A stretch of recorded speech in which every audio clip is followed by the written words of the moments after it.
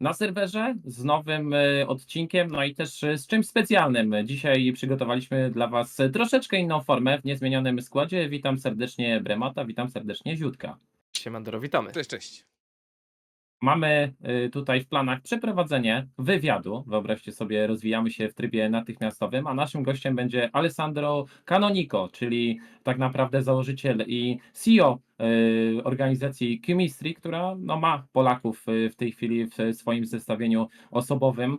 No ale zanim przejdziemy do tej bieżącej sytuacji, no to warto wspomnieć, że organizacji, która została założona w 2002 roku w październiku, no tutaj mamy adnotację, że w zasadzie w bieżącym roku, w lutym, przeszła pierwsza taka w pełni e-sportowa drużyna pod banderą Qmistry i co ciekawe, no, na przestrzeni tego okresu było wiele składów z polskimi akcentami.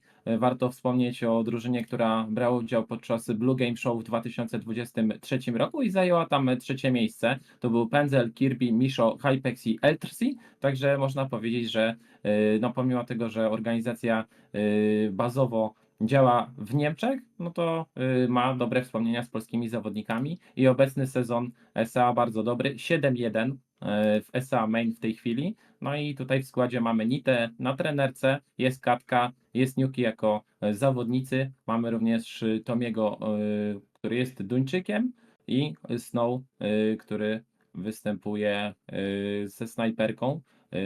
Grał w Godsend, o tym już mówiliśmy na poprzednim odcinku właśnie, że taki talent został wyciągnięty. No i Misho jako ten, który można powiedzieć związany jest z Qmistry. Ten pierwszy skład, o którym mówiliśmy gdzieś w 2023, był z Misho na pokładzie i teraz obecna drużyna również z Misho funkcjonuje, także przywiązany do barw, no to się zawsze ceni. No i dzisiaj zobaczymy, co też nam ciekawego tutaj nasz gość powie na temat właśnie samej organizacji, na temat funkcjonowania też polskiego składu. No i Pixel Hero będą przepytywać Ziutek oraz Bremat. Panowie, życzę Wam udanej zabawy. No, miejmy nadzieję, że zabawa będzie przednia. Oczywiście pytania mamy przygotowane, także na pewno będzie o co pytać. Alright, so we are now with Pixel Hero. Hi mate, how are you doing today? Hello, thank you very much. I'm good. What about you? I'm very fine. As you can see, it is a very, I'd like to say very early in the Sunday, but you know it's noon. is right. So it's noon, so you know. As you can see, we are here with Bremat, and I think that we'll have some questions. We just want to, talk about Qmistry and everything regarding this esports organization that you are the owner of, and the players that you are having, and everything. So, Bremat, how Yeah. about you start? Okay, sure. So for the first question, we want to ask you what inspired you to make a mixed squad with Polish people, with Polish players? Yes, that is a really good question because in the past we had multiple of different kinds of rosters and constellation when it comes to players and nationalities. We started with the core that was already a mix, an international mix consisting of a Romanian player, a Danish player. Then we had Sako, who also was in the founding core. He was a Moroccanian player. Then so different kind of nations. But after we finished our first season, I got hooked up by Konchik, that you may know. He's a talented player. He's a pretty young player in the Polish scene. And he hooked me up to Misho, Kirby, Penzelek, and yes, then we had also a few changes. We had also Hypex, who joined the core as AWP, who is currently playing in Betclick. And we really loved it, to be honest. Like, the communication was on a different level. So that was most likely what inspired us to continue with Polish people, nationalities, because they always believed in what we're doing. They are working really, really hard, and especially when it comes to Misho, who we currently have in our core. the communication was on a different level. So we knew whenever it comes to any difficulties or any special situation, he will point them out and will go straight to us and tell us when something is not working or he believes there are things that we can do different. Not even as an organization, even when it comes to the core or the players. So they always told us the truth. That's why we started to continue also with the Polish players that you can see in our current core, um, consisting of Katka and also we have Nuki as a Polish player and also Nita as a coach. Yeah. So you say that you don't have any communication barriers, right? Yeah, that's definitely true. That was also something that you said in your previous podcast, that you're wondering how it's working in the communication, especially when it comes to English. And then can tell you there is no communication barrier at all. As we talk right now together, it's the same communication that we do inside of Qmistry and inside of the core. Okay, so that's great. That's great, I believe, because good communication is the key. most important thing. Yeah, Yeah, the key to the success. Yeah. So let's go to the next question. I believe we have everything for this. Yeah. What are your main goals to achieve in the next few months, maybe years? That's also something I'm always thinking about. What do we want to achieve? So for us as an organization, success is obviously that what we want to have, and that's basically also what every organization want to have. Our primary goal right now is to climb up in the highest leagues, to play a lot of tournaments, to show that we're capable of competing them. And for the next years, we want to be in the biggest tournaments. We want to show ourselves that we compete in them. Yeah, and so that's basically everything that I can say, because it's hard to say what do you want to do in the next 3 years, for example, because it's also a lot about course and how competitive they will stay. Let's say it in this way. That's basically why we cannot plan in the upcoming next 3 years. All we can say at the current state is that we want to achieve the highest leagues and also compete in the best tournaments. Okay, sure, thank you. So the next one, I believe, what do you think about Polish players and coaches at the international level? Okay. I think you're talking about projects like ENDS or also Betlik, for most likely a bit of international. And what Qmistry stands for is, including every nationality. So we don't want to make a line where somebody from whatever nation he is not able to play together. So we want to connect every nation around the world. That's our main goal. We want to have fun. We want to connect everyone. And I think especially on an international level, everybody is capable of achieving things together without having a barrier of a nationality. So I think this project like ENDS that we have, or Monte Betlik, they're super strong and they can build a sustainable core around international players.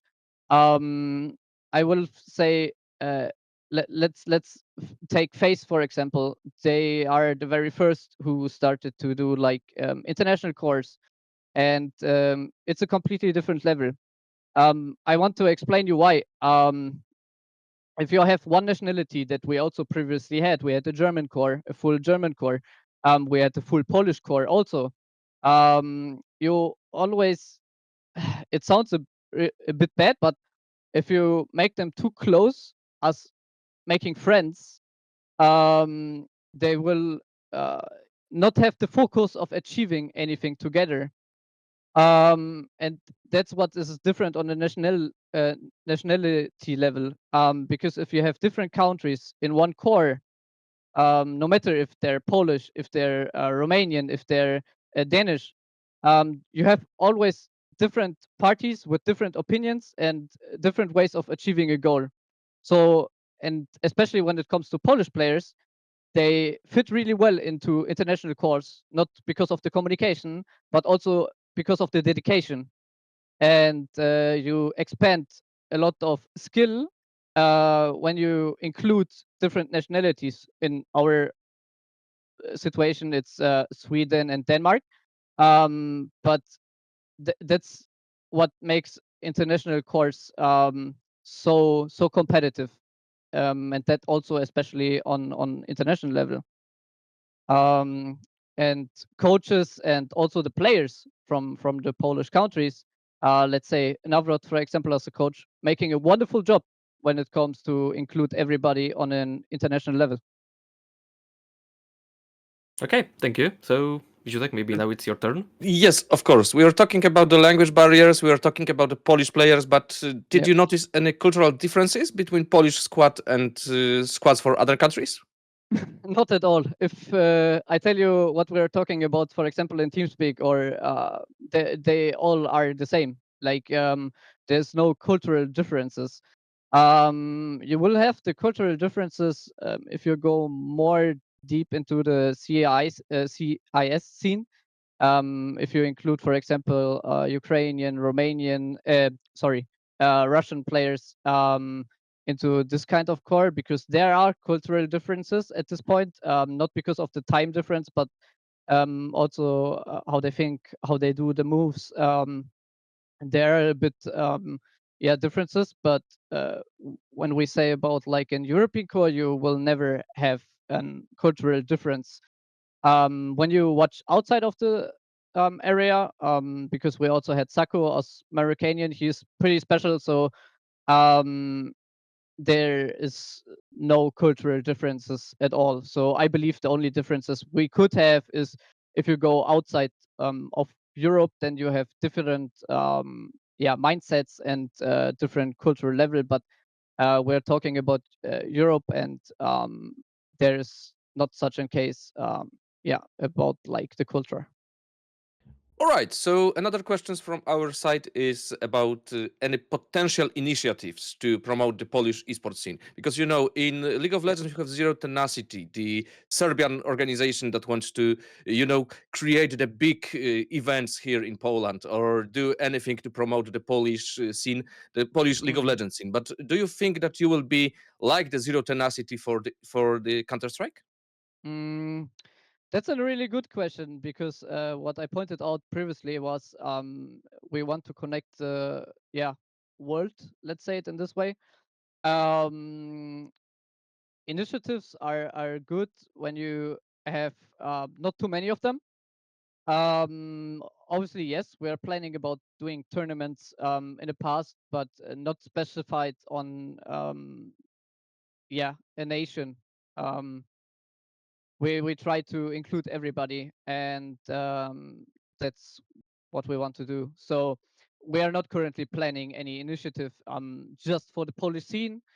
But if anyone have like a plan or want to do something special in his country, we're open for that. So if somebody have an idea of what is potentially really interesting doing in Poland, we're open for that.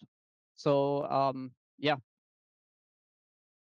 All right. So another question from my side is we know that in esports, especially in esports organization, there is hard or not impossible, but really hard to get sponsors. Do you Mm. think that the sponsors may look a bit rougher on you because you have the Polish guys in the squad? Not at all, actually. That's something that maybe my CEO will slap me for. But to be honest, we at the current state we never reached out to any sponsor. We don't connect it with any other platform, because we want, or let's say I want to have a perfect match. Um, Sponsoring is a pretty tough, yeah, tough thema at all, because you have let's say you have in different nation, of course you have the different big brands, you have Logitech Poland, you have Asus Germany, you have a lot of different possibilities. We don't see any issue in gathering a sponsor.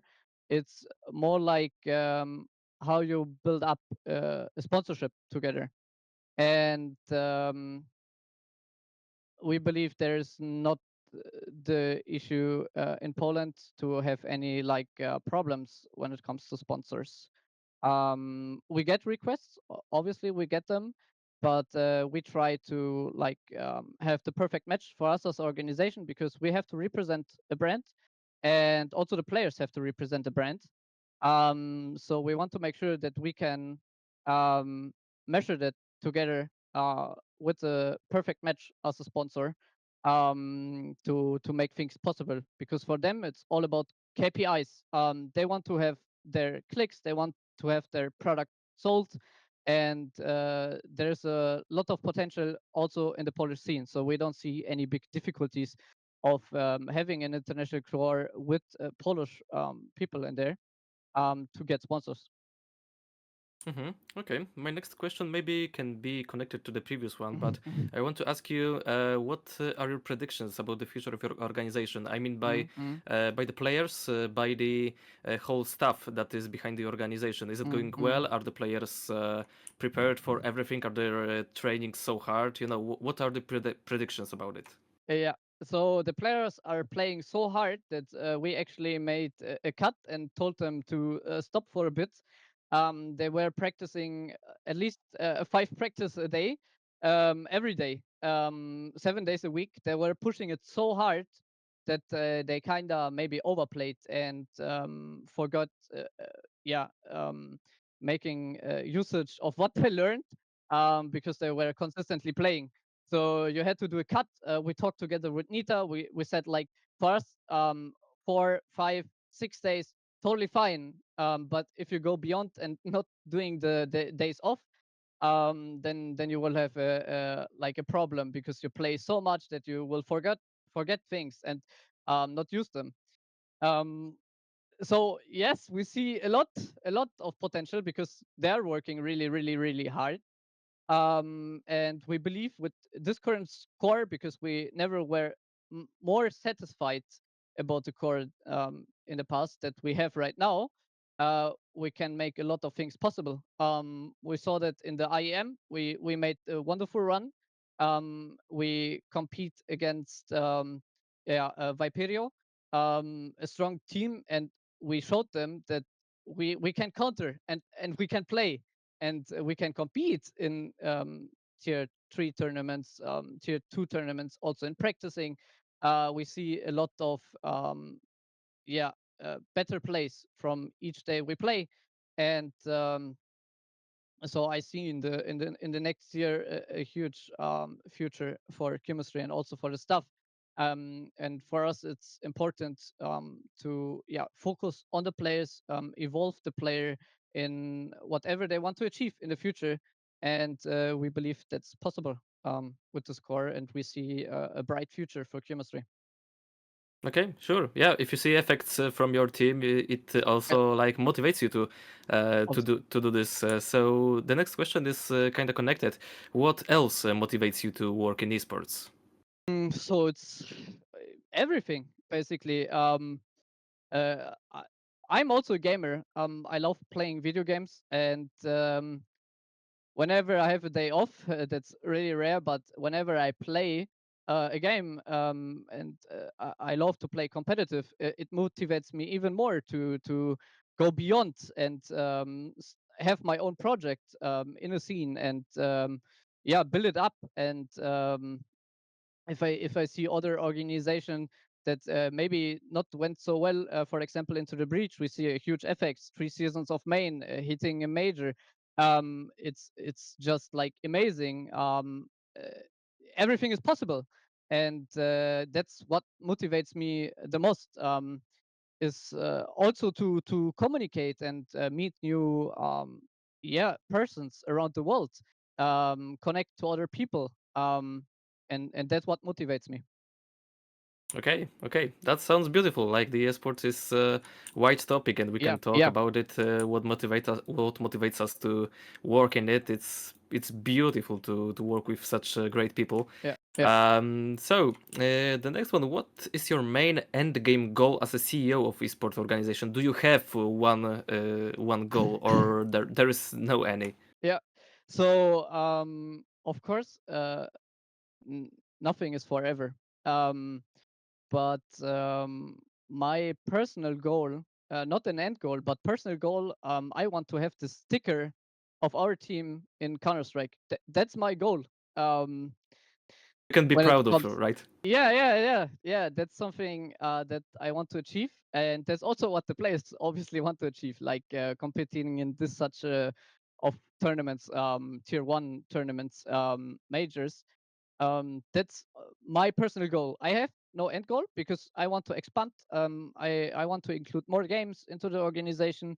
My love will always be Counter Strike, but um, in the future, we want to see what is next. Basically, what is next? What can we do? What is possible? So for now, I don't have an end goal. I just have a personal goal that I say we want to have a sticker in the game in Counter Strike, and that's it basically.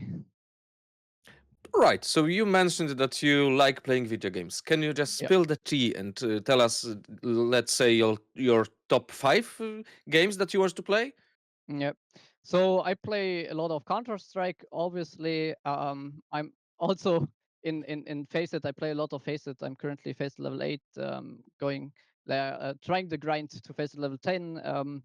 And also play a lot of League of Legends, ranked, or also TFT, if we can include that Of as a course. game title. I played Call of Duty.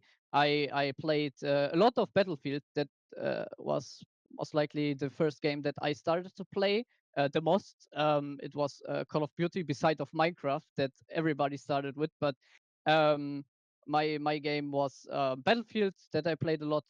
So I will say my top 10 is Counter Strike, Call of Duty, Teamfight Tactics, yeah, Minecraft to chill a bit, and then yeah, I play random games. For example, Legends of Runeterra. I play also Anno. So I play everything that is possible. But at the current state, I just played three, and it's Counter Strike, League of Legends, and Teamfight Tactics.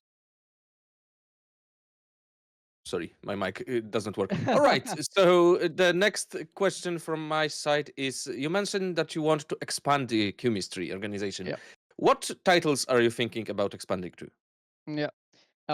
That's something a bit critical, because these are also strategic plans that we are doing. So I don't want to share everything in detail. But as you saw maybe in the history of chemistry, we had League of Legends. That's something we want to build up again. We played in second division of a Greek league.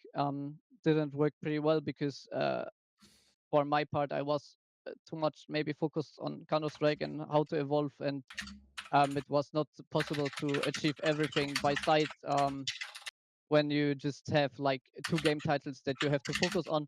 But we want to build up again on League of Legends. Then most likely I want to expand also in Teamfight Tactics, because I see a bright future for Teamfight Tactics, even if you play it as one person, or even when you play it in two.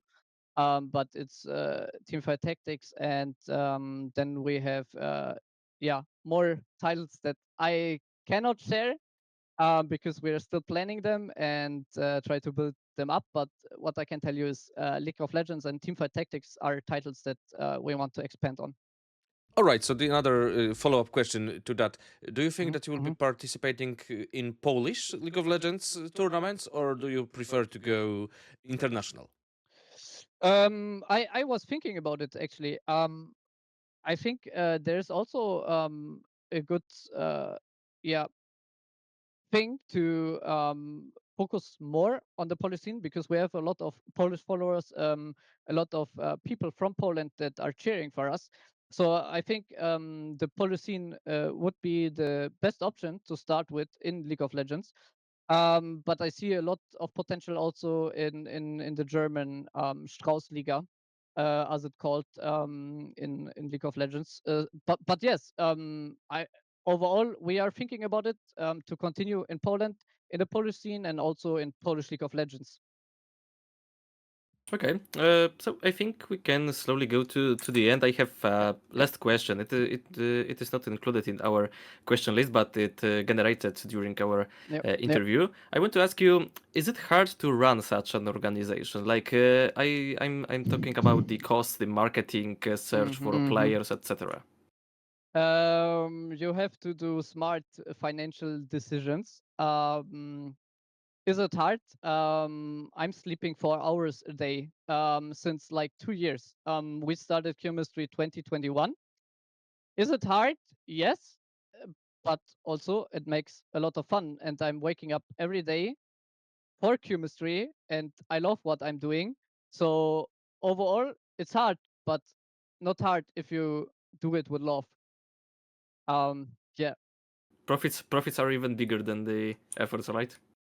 Yes, at the end of the day, yes, you have costs that you have to calculate, investments and all the things. It's expensive. It's a lot of expensier than you think it is. You have to invest a lot.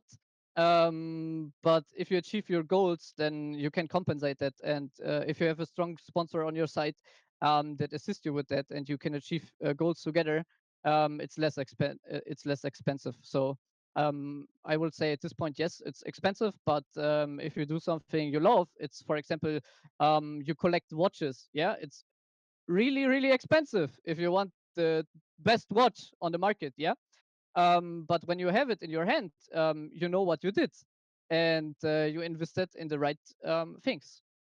So yeah. All right, so I think that wraps up all the questions that we had for you. Thank you very much for joining us today. It was a pleasure to interview you, and I hope that we will meet again, maybe for another interview, maybe during some offline or online events. So thank you very much for joining today. There was a Pixel Thank Hero you with also. us, and I hope that we will have some more questions in the future for you.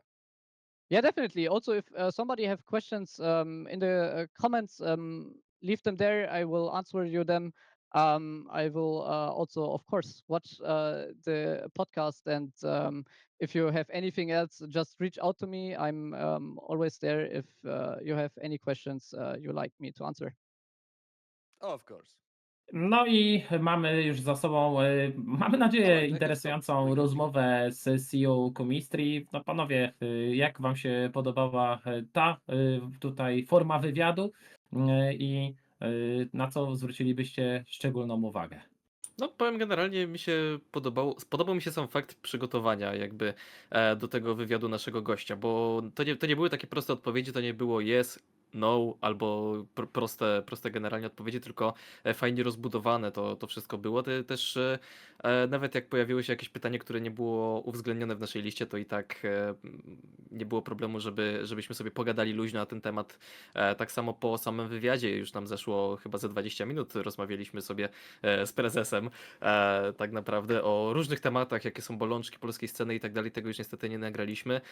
No ale generalnie z tego wszystkiego można wyciągnąć, że to jest osoba, która wie co robi, która ma zamysł na swoją organizację i na pewno mamy nadzieję, że będzie w stanie pomóc jej rozwinąć takie skrzydła, że faktycznie będą z tego naprawdę rewelacyjne wyniki.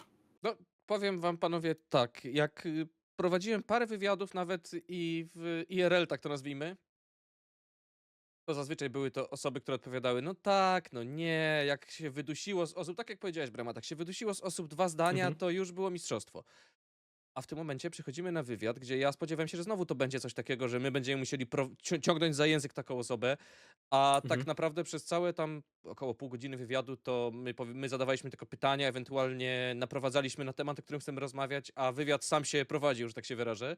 No to kurczę, muszę ci powiedzieć, że ja jestem naprawdę pod mega wrażeniem. Bardzo pozytywna też osoba, dodatkowo Pixel Hero, także no nie da się ukryć, że jeżeli będziemy mieli możliwość jeszcze porozmawiać z nim, albo pogadać z nim nawet i personalnie, to ja jak najbardziej jestem na to chętny. Czy może na jakimś lanie się spotkamy? No i po tym wywiadzie każdemu z nas zaproponował robotę, także wiecie, nie możemy powiedzieć nic złego. Znaczy, wam w Nie no, sumie, oczywi wam w sumie, nie każdemu z nas, ale tak, no. Oczywiście żartujemy tutaj, to była przyjemność. No, pierwsze nasze takie, powiedziałbym, starcie z tym formatem, także prosimy Was o wyrozumiałość, no i będziemy gotowali dla Was takie różne niespodzianki, żeby na serwerze było w stanie też tych swoich subskrybentów zaskoczyć, także zachęcamy do zostawienia suba na YouTubie, do zostawienia followa na Twitterze. Te liczby nam rosną, z czego jesteśmy bardzo, bardzo zadowoleni. Możecie w komentarzu podrzucić też propozycje, z kim chcielibyście następny wywiad po prostu usłyszeć czy zobaczyć. Będziemy starali się tutaj, używając wszystkich kanałów, sprostać Waszym oczekiwaniom. Także słyszymy się zapewne za tydzień na serwerze. Dziękujemy serdecznie. Narazka. Hej, hej.